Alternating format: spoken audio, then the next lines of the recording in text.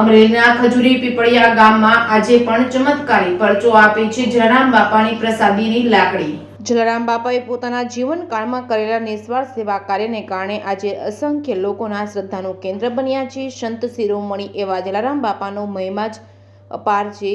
ત્યારે ગુજરાતમાં આજે પણ એવી જગ્યા છે જલારામ બાપાની કૃપા અને દિવ્ય પરચા મળે છે, જેમાં અમરેલીના ખજૂરી પીપળિયા ગામમાં પણ આવી એક જગ્યા છે જ્યાં આજે પણ જલારામ બાપાના પરચા જોવા મળે છે, જ્યાં આજે પણ જલારામ બાપાની યાદ સચવાઈ રહી છે। અહીં જલારામ બાપાની પ્રસાદીની લાકડી જેનો પરચો ઘણા લોકોને આજે પણ મળે છે। કહેવાય છે કે જલારામ બાપા વીરપુરથી ચાલીને ફતેપુર જતા હતા ત્યારે ખજૂરી પીપળિયાના પટેલ રામજીભાઈને ત્યાં રોકાતા તેને આ પરિવારને પ્રસાદી રૂપી લાકડી આપી હતી। સામાન્ય રીતે આપણે જે વસ્તુને પૂજા તુલ્ય ગણીએ છીએ તેને આપણે મંદિરમાં સ્થાન આપીએ છીએ। કહેવાય છે કે જલારામ બાપાએ જ્યારે રામજીભાઈને પ્રસાદી સ્વરૂપે લાકડી આપી ત્યારે તે લાકડીને રસોડામાં મૂકવાની ટકોર કરી હતી। તેથી જ જલારામ બાપાની આ લાકડીના દર્શન માટે કોઈ ભવ્ય મંદિર નથી। હાલ અહીં રામજી બાપાની 5 પેઢી રહે છે, પ્રસાદીની લાકડીનું જતન કરે છે। ઘરમાં દેવી દેવતાઓની મૂર્તિ કરતાં આ લાકડીની પૂજાનું સવિશેષ છે મહત્વ છે।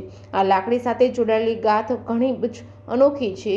દિવ્ય લાકડીના દર્શનાર્થે અહીં રોજ બરોજ ઘણા લોકો આવે છે, દર્શન કરી ધન્યતા અનુભૂતિ કરે છે। અહીં દર્શનાર્થે આવવાવાળા લોકોને આપવામાં આવે છે દૂધની પ્રસાદી। ગમે તેટલા લોકો અચાનક જ એક સાથે આવે, પરંતુ આજ દિવસ સુધી ક્યારેય પ્રસાદી ઘટી હોય કે ખોટી હોય તેવું બન્યું નથી। અહીં લાકડી પર ઘી ચોપડવાની એક પરંપરા છે।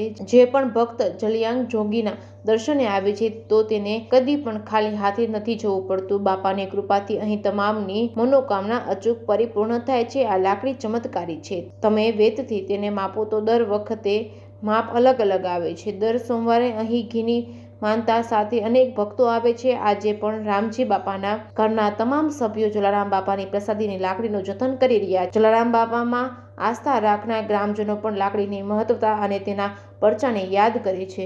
Reporting by Kamlesh Ravrani, Sultanpur. જલારામ બાપા જ્યારે વીરપુરથી ફતેપુર જતા ત્યારે સવારમાંથી નીકળ્યા। અહીં બપોરે અમારે અમરેલી જિલ્લાનું ખજૂરી પીપળિયા ગામ એ સમયમાં હતું ઠક્કર પીપળિયા નામ ના આરામ કરવા બેહતા અને અમારા ચોથી પેઢીના દાદા એને બોલાવતા, ત્યાં બેહવા જતા ને પછી બોલાવ્યા અમારા ઘરે આવતા, પછી ફતેપુર હાલતા થતા અમારા દાદાના ભાવથી રાત 2 રાત રોકાય ને વાડીએ છે ત્યાં નાવા ધોવા જાય, ટિફિન મગાવે, ખાય।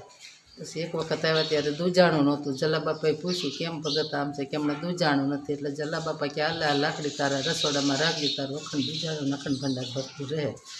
હાલની તકમાં અમારી ચોથી પેઢી, મારા છોકરાઓ 5મી પેઢી છે, હાલની તકમાં અમે રસોડામાં રાખી છે લાકડી।